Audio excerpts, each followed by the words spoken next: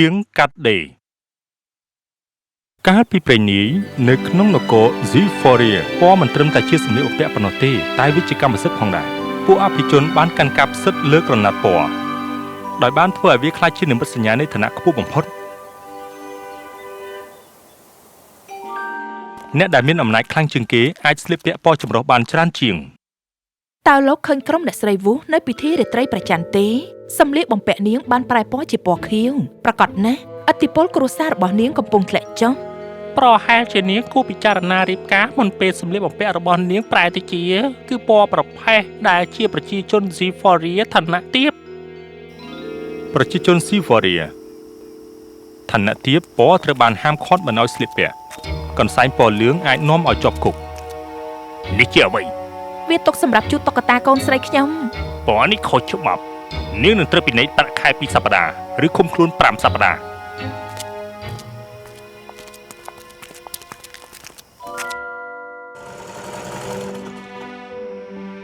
ខ្មាស់គេណាស់ឯងមិនអាចដេកពាក់កណ្ដាលគំរូទាំងនោះផងមិនគួរសោះនោះគ្រាន់តែជាពណ៌ទេអញ្ចឹងបេះបោលទេចាំមួយផ្លែន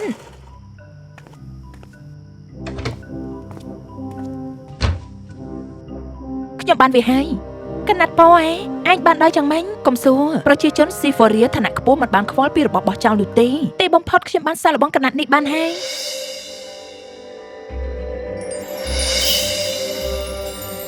អេរិនអំបោះពណ៌តែមួយអាចធ្វើឲ្យពួកគេមកបិទកន្លែងនេះភ្លាមយើងគួរដេរវាឲ្យលឿនស្រីសុំក្បាលចុះហេតុអីពួកគេខ្លាចយើងស្លៀកពាក់ពណ៌ម្លេះមិនមែនខ្លាចទេកូនគឺពួកគេចង់គ្រប់គ្រងយើងមានរឿងអ្វីកើតឡើងអំណាចបញ្ជាក់ថាមានតែអ្នកដែលមានអារម្មណ៍បរិសុទ្ធទើបស័ក្តិសមនឹងពាក់សម្លៀកបំពាក់ពណ៌បាសអូមនុស្សសាមញ្ញដូចយើងมันអាចយល់ពីគំនិតស្មុគស្មាញដែលស្លៀកពណ៌ទេប្រយ័ត្នមកខ្លួនឯងផងឯងបានប្រាប់គាត់ហើយមិនបានខ្ញុំបានសិក្សាកំទេចសូត្រពីរោងចក្រសូត្រដែលមានជីវិតនេះមិនមែនត្រឹមតែឆ្លើយតបនឹងចិត្តស្អាតស្អំនោះទេខ្ញុំគិតថាវាឆ្លើយតបនឹងអារម្មណ៍មនុស្សផងដែរតាធំម៉ែពណ៌គឺជាសិទ្ធិរបស់មនុស្សគ្រប់គ្នារយៈពេល3សប្តាហ៍នាងស្ទើរតែមិនបានដេកក្រណាត់នេះខុសពីអ្វីដែលនាងស្គាល់ពីក្រណាត់ផ្សេងទៀតវាមិនមែនត្រូវបានកែសម្រួលទេវាមានជីវិតតាមវិធីណាមួយមិនមានជីវិតដូចរុក្ខជាតិឬសត្វទេប៉ុន្តែមានជីវិតតាមអារម្មណ៍តាមិនដែលបង្ហាញពណ៌ទេមែនទេចាប់អារម្មណ៍ណាស់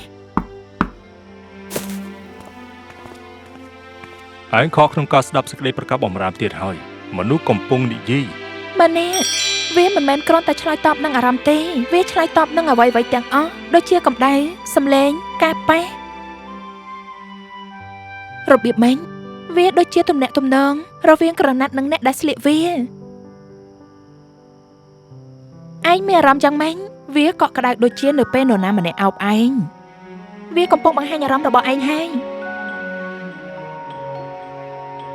នោះជាអ្វីមួយដែលខ្ញុំចង់ឲ្យឯងសាកពាក់ឯងឈួតហើយមែនទេបើគេចាប់ខ្ញុំកំពុងស្លៀកអ្វីមួយដែលមានពណ៌សុំណាលីរ៉េជឿជាក់លើខ្ញុំហៅវាថាសោតអារម្មណ៍ខ្ញុំអាចមានអារម្មណ៍លើវាមានអារម្មណ៍យ៉ាងម៉េចដូចជាវាស្គាល់ខ្ញុំច្បាស់ខ្ញុំបានចំណាយពេលមួយជីវិតដែលត្រូវបានប្រាប់ថាពណ៌មិនមែនជាសម្រាប់មនុស្សដូចយើងទេអេរិនតើកណាត់នេះធ្វើអ្វីឲ្យពិតប្រាកដខ្ញុំយល់ថាវាយកអារម្មណ៍អ្នកពាក់វាជាលើកដំបូងក្នុងជីវិតខ្ញុំមានអារម្មណ៍ថាត្រូវបានគេមើលឃើញហើយចុះបើអ្នកណាម្នាក់មានអារម្មណ៍អួតអាងឬស្អប់ខ្ពើមវិញអញ្ចឹងយើងត្រូវតែប្រុងប្រយ័ត្នពីអ្នកដែលស្លៀកវាយើងត្រូវតែបង្ហាញអ្នកដទៃធ្វើបដិវត្តន៍ធ្វើសម្លៀកបំពាក់តែម្ដងទេបដិវត្តន៍ច្រើនតែចាប់ផ្ដើមមិនមែនដោយសកម្មភាពធំទេប៉ុន្តែដោយអាចកំបាំងតូចដែលលាក់បានក្រោមស្បែកជាលើកដំបូងអស់ពេលច្រើនជំនាន់ប្រជាជន Zephyria ឋានៈទាបបានពាក់ពណ៌តាមខ្លួនមិនមែនជាសញ្ញាឋានៈទេគឺជាការឆ្លុះបញ្ចាំងឲ្យឃើញនៅអ្វីដែលតែងរស់នៅក្នុងចិត្តពួកគេពណ៌ទាំងនោះចូលហើយគ្រប់គ្រាន់ដើម្បីផ្ដល់ក្តីសង្ឃឹមដល់ពួកគេឯងមិនយល់ពីអ្វីដែលវាកំពុងធ្វើទេក្មេងម្នាក់ដែលបានឃើញនៅក្នុងថ្នាក់ខ្ញុំបានឲ្យគាត់សៀវភៅដែលជាប់ក្រណាត់របស់នាងម្សិលមិញគាត់លើកដៃជាលើកដំបូងមនុស្សយូរទៅដូចជាមេអំបៅដែលតាក់ទាញនៅក្លិនផ្កានៅតូបលក់របស់ខ្ញុំមនុស្សកំពុងតែចង់ដឹងថាតើរបស់ទាំងនោះមកពីណា កុំប្រាំបានអ្នកមានឋានៈខ្ពស់ដឹងពីអ្វីដែលយើងកំពុងធ្វើប៉ុន្តែនេះមិនគ្រប់គ្រាន់ទេ លីរ៉ាពួកអភិជននឹងមិនឲ្យយើងមានរបស់នេះនោះទេ យើងត្រូវតែឆ្លាតជាងនេះ នោះមានន័យថាហានិភ័យកាន់តែច្រើន ខ្ញុំដឹងតែតើវាមិនមានតម្លៃមែនទេ ព្រះអម្ចាស់ Darius ខុសពីពួកអភិជនផ្សេងទៀតបុតខកកិច្ចប្រជុំក្រុមប្រឹក្សាម្ដងទៀតហើយការពិភាក្សាអំពីវិធានការដាក់ទណ្ឌកម្មលើប្រជាជនស៊ីហ្វូរីឋានៈទាបទៀតហើយមែនទេមានរបាយការណ៍អំពីពណ៌ខុសច្បាប់លេចឡើងនៅស៊ីហ្វូរីឋានៈទាបសម្លៀកបំពាក់ដែលនឹងតាមអារម្មណ៍ហាក់ដូចជាមានជីវិតនោះមិនអាចទេ អ្នកស្រីអេសូដាចង់អនុវត្តការត្រួតពិនិត្យពណ៌ ដើម្បីអ្វីដើម្បីដាក់ទណ្ឌកម្មមនុស្សតាមអារម្មណ៍មែនទេព្រះអង្គម្ចាស់បើមនុស្សឋានៈទាបបានទទួលក្រណាត់នេះវាអាចធ្វើឲ្យឋានានុក្រមសង្គមខ្ទេចខ្ទីឋានានុក្រមសង្គមប្រហែលជាអស្ថិរភាពច្រើនជាងប្រយ័ត្នបុត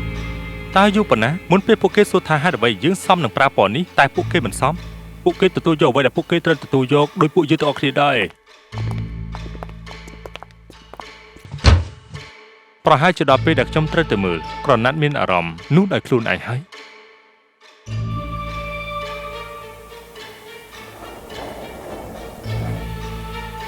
ស៊ីហ្វូរីរីកចម្រើនដោយសារសណ្ដាប់ធ្នាប់រីកចម្រើនជាប្រពៃណីទៅហើយក្នុងមានជារដ្ឋមន្ត្រីផ្នែកម៉ូដរបស់ព្រះអង្គខ្ញុំម្ចាស់មកប្រកាសពីកម្មវិធីរដូវប្រាំង ពេលវេលានៃការបះបោរដ៏ស្ងៀមស្ងាត់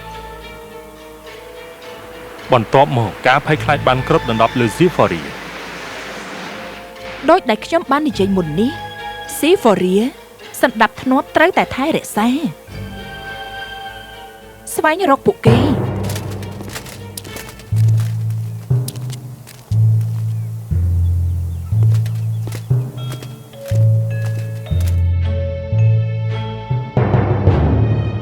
ការបង្ក្រាបរបស់អ្នកស្រី A Soldier បានចាប់ផ្ដើមតើឲ្យបានរបស់នេះពីដក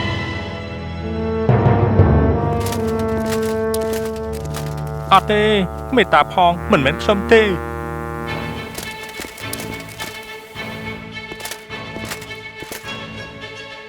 យើងបានឈ្មោះហើយលោករដ្ឋមន្ត្រីជឿកាត់ដេឬឈ្មោះអេរីន ល្អណាស់នាំនាងមកទីនេះ ពេលនាងអោបកូនយើងកន្សែងនាងប្រែពណ៌ស្វាយដ៏ស្រស់បំផុតតើយុបណ្ដាទើបតែមានឋានៈខ្ពស់ចាប់អារម្មណ៍មុនពេលពួកគេដកការសប្បាយតិចតួចនេះពីយើង យើងត្រូវតែបញ្ឈប់វាមិនមែនជារឿងកណាត់ទៀតទេវាជាសង្គ្រាមហើយ ពួកគេបានវាយឆ្មក់ស្រុក Tender ខ្ញុំបានឃើញផ្ទាល់ភ្នែកគ្រាន់តែនៅពេលដែលការបះបោរហាក់ដូចជារីកធំឡើងនាងមិនបានធ្វើអ្វីខុសទេមិនធ្វើអ្វីខុសហើយថាចឹងហ៎ អត់ទេ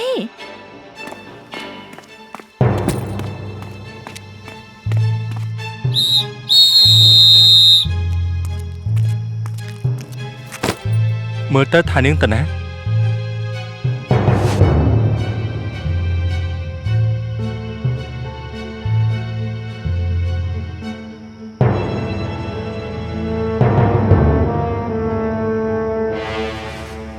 លោកមិនបានឃើញអ្វីទេ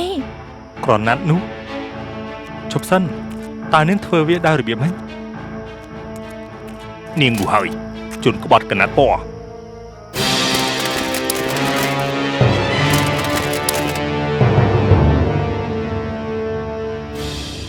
តើយើងចាប់បានអ្វីនៅទីនេះអាណិតណាស់ ដោះលែងខ្ញុំទេ អូអ្នកស្រី A Soldier ចង់ជួបនាងមិនដែលរំពឹងថានឹងមានជាងកាត់ដេរនៅក្នុងគុកខ្ញុំឡើយ មិនរំពឹងថានឹងជួបព្រះអង្គម្ចាស់ឧក្រិដ្ឋម្នាក់ដែរ អ្វីដែលធ្វើឲ្យនាងគិតថាខ្ញុំជាព្រះអង្គម្ចាស់ ព្រះអង្គឈប់បន្តិចមុនពេលបដិសេធពួកអភិជនគឺជាអ្នកកុហកគួរឲ្យខ្លាច អញ្ចឹងតើនាងបានធ្វើអំពើបទឧក្រិដ្ឋអ្វីកាត់ដេរមិនត្រឹមត្រូវ ចុះព្រះអង្គវិញបត់ឧក្រិដ្ឋខាងសម្លៀកបំពាក់អី ហេតុអ្វីបានជានាងបង្កើតហានិភ័យទៅអ្វីសាមញ្ញដូចជាពណ៌ ហេតុអ្វីបានជាព្រះអង្គលោកមកស៊ីហ្វូរីឋានៈទាបដោយគ្រាន់តែចង់ឃើញឯងវាមិនមែនសម្រាប់តែកណាត់ទេវាជាជំរើសពួកគេធ្វើឲ្យយើងស្លៀកពាក់ដូចខ្មោចដើម្បីឲ្យយើងភ្លេចថាខ្លួនយើងនៅរស់ ចុះបើនាងអាចផ្លាស់ប្ដូររឿងនោះបានពិតប្រាកដ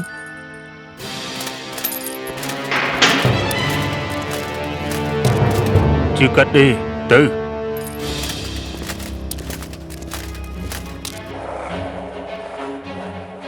ខ្ញុំរំពឹងគិតថាខ្ញុំដើរតាមផ្លូវស៊ីហ្វូរីក៏ខ្វក់មានកណ្ដុលតែបែរជាខ្ញុំចាប់បានអ្នកកាត់ដេរទៅវិញខ្ញុំនឹងធ្វើឲ្យរឿងនេះសាមញ្ញបំផុតសម្រាប់នាងណាក្មេងស្រីដេរឲ្យយើងមកឲ្យពួកអភិជនសម្រាប់ពិធីរដូវប្រាំងខាងមុខប្រើប្រាស់សមត្ថភាពរបស់នាងដើម្បីលើកកិត្តិយសពួកយើងឬក៏មើលមាត់របស់នាងត្រូវបានដុនមិត្តរបស់នាងឈឺចាំហើយនាងបាត់ឈ្មោះនៅក្នុងគុកខណៈពេលស៊ីហ្វូរីភ្លេចថានាងមាននៅលើលោកនេះខ្ញុំទទួលយកលក្ខខណ្ឌសូមកុំធ្វើបាបពួកគេ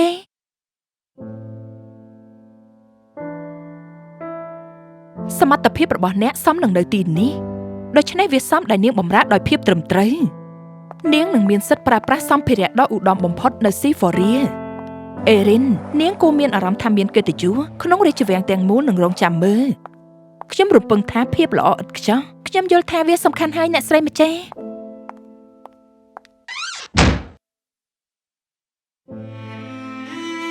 រាល់ពេលដែលនាងឃើញពណ៌ទាំងនោះដែលនាងមិនដែលត្រូវបានអនុញ្ញាតឲ្យប៉ះស្លៀកឬត្បាញកំហឹងការស្ងៀមស្ងាត់របស់នាងជំរុញការបះបោររបស់នាងអេរិនបានត្បាញរូបមួយនៅយប់នោះធ្វើពិសោធន៍និងអារម្មណ៍ទាំងស្រុង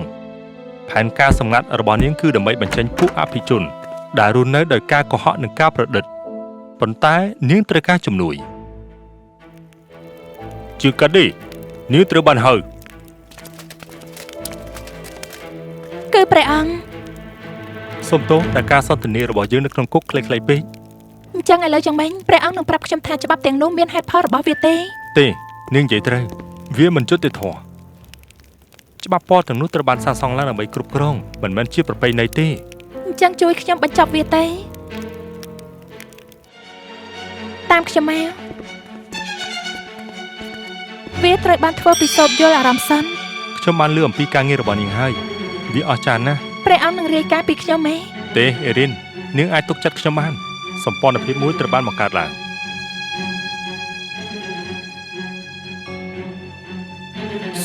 អេរិនប្រជាជនស៊ីហ្វូរីឋានៈទាបទាំងអស់មានគម្រោងតវ៉ាក្នុងកម្មវិធីនេះថាម៉េចសម្រាប់នាងទេលីរ៉ាអ្នកយាមនឹងសម្លាប់ពួកគេយើងត្រូវតែរៀបរៀងរឿងនេះខ្ញុំមានផែនការហើយ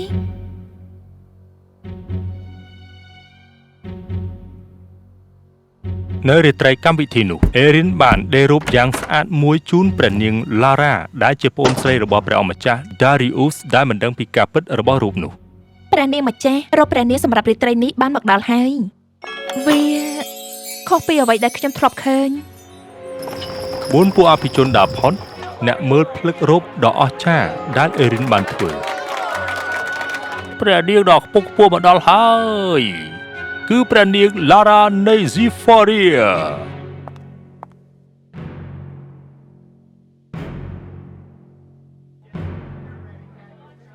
នៅពេលព្រះនាង Lara ឈានចូលក្រោមពន្លឺចង្គៀង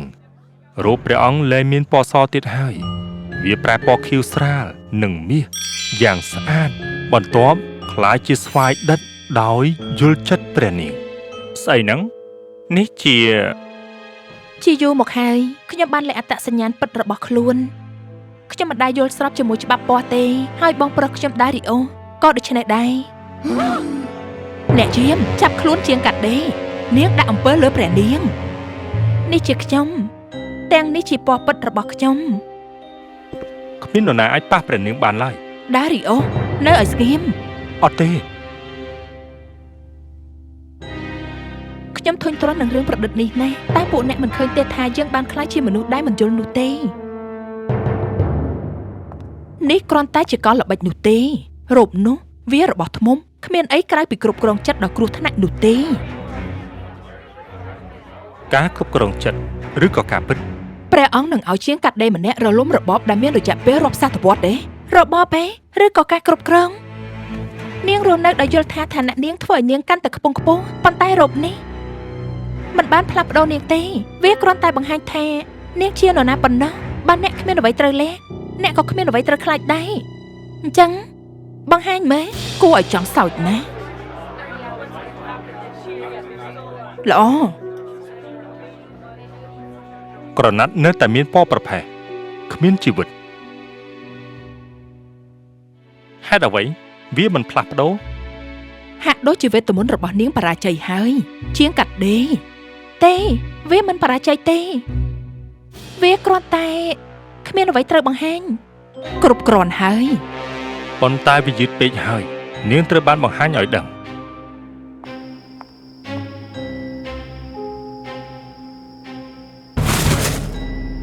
ឈុំប្រជាជនស៊ីហ្វូរីអស់ពេលច្រើនឆ្នាំត្រូវបានគេប្រាប់ថាពណ៌គឺជារបស់ឯកជនប៉ុន្តែយប់នេះខ្ញុំបញ្ចប់ច្បាប់ទាំងនោះ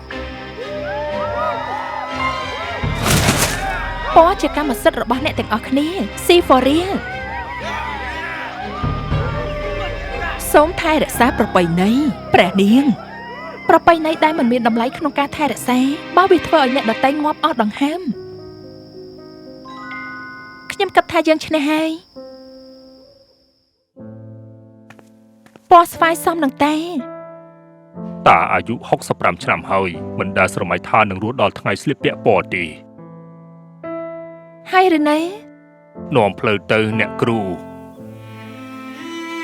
មិនគួរឲ្យជឿសាលារាជវង្សដែលអ្នកទេពកោសលណាក៏អាចចូលរៀនបានដែរ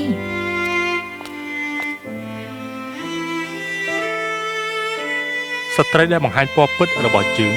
គួរទទួលកិត្តិយសនេះ